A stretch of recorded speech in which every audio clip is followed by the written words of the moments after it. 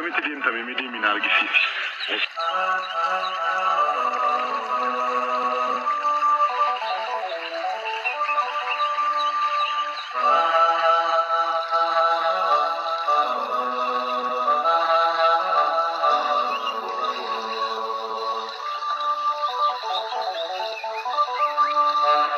Akkanumatti deemtaa?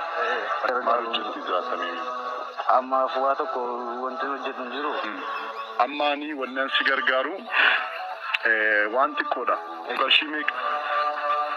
Qarshii 5,000. Egaan qarshii 5,000 kana kan ergite obboleettii kiyya siifuudha. Siifuun immoo obboleessa keenya ibsaa akkaawuntii isaa meeshiinan godhe kana fooloo godhaati.